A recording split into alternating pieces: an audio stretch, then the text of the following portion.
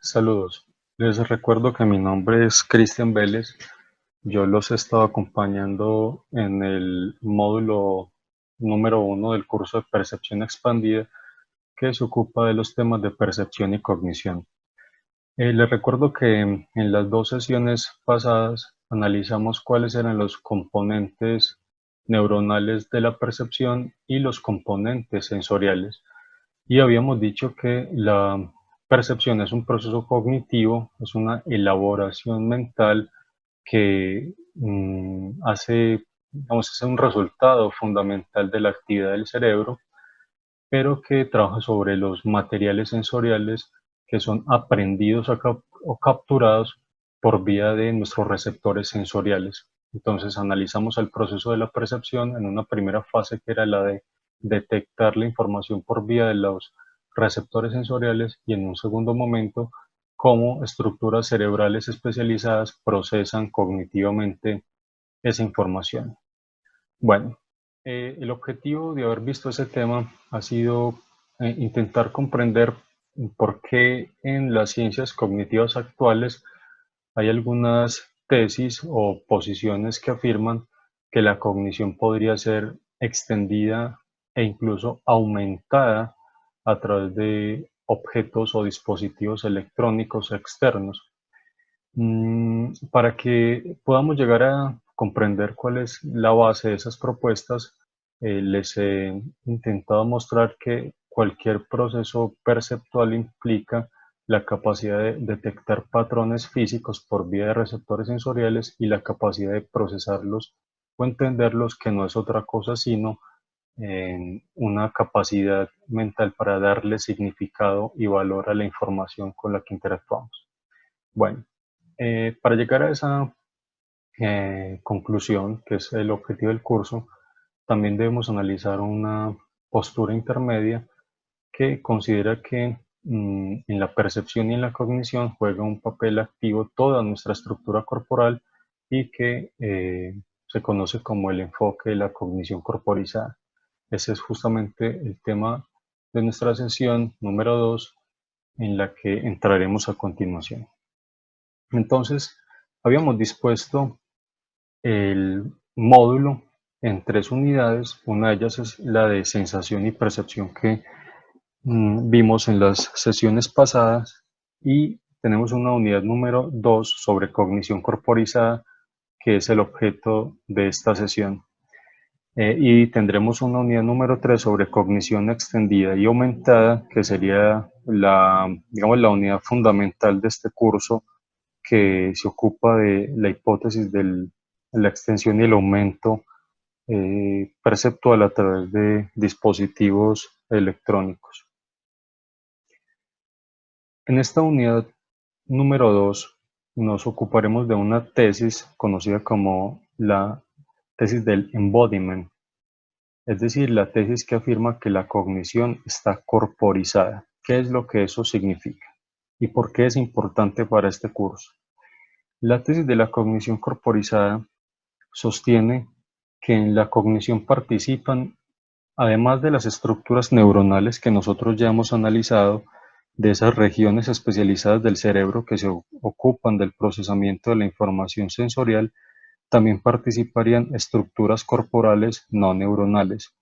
Eso implica que en la cognición juega un papel causal activo todos los subsistemas corporales humanos. Por ejemplo, que en el procesamiento cognitivo de la información juega un papel activo la forma como está desarrollado nuestro cuerpo en términos evolutivos, que no es simplemente un accesorio, que el cuerpo no juega un papel de una especie de soporte vital del cerebro y que solo el cerebro juega el papel fundamental de procesar la información del entorno. Lo que sostiene el enfoque de la cognición corporizada es que todos nuestros esquemas corporales juegan un papel causal determinante y significativo en la forma como le damos sentido a la información y cómo evaluamos las situaciones con las que interactuamos. Eso quiere decir que juega un papel cognitivo activo todo nuestro diseño corporal. Pero, ¿cuáles de esos subsistemas corporales jugarían un papel activo? Bueno, tenemos que pensar que el cuerpo humano está desarrollado, digamos, por dos grandes subsistemas. Toda la organización interna de nuestro cuerpo, que hace parte de la organización metabólica, es decir, de soporte vital. La forma como interactúan ciertos órganos viscerales internos, que de manera circular, a través de procesos de interacción circular, generan el estado viviente. Es lo que nosotros llamamos el proceso de autoproducción del organismo, la autopoiesis del organismo. La vida es un efecto de la actividad sistémica de todas las interacciones circulares de esos órganos internos que son nuestras vísceras, que digamos podemos llamar una especie de ambiente interno, un medio interno. Entonces la actividad del medio interno, que sería la red de órganos viscerales interactuando entre sí, generan la actividad metabólica de los organismos o generan su vida como un proceso de autoproducción continua.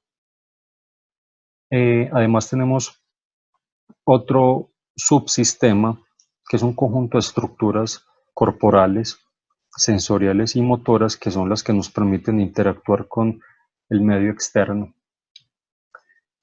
Vamos a considerar por acá.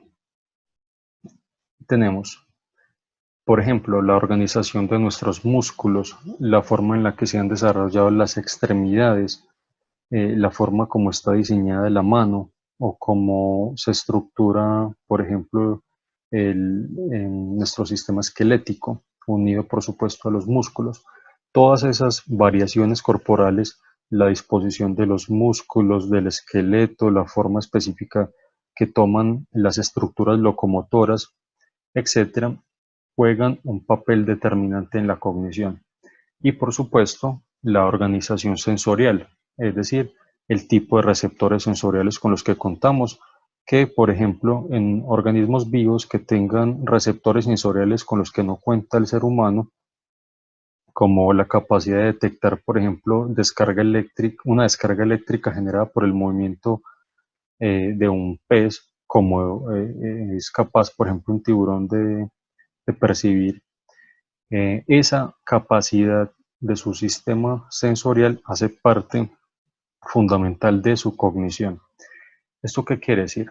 Que la cognición no es simplemente una especie de actividad interna del cerebro, ¿cierto? No es una actividad basada en representaciones internas del organismo, sino que es la actividad resultante de la acción, del comportamiento activo del organismo sobre el entorno de acuerdo a su propio diseño corporal.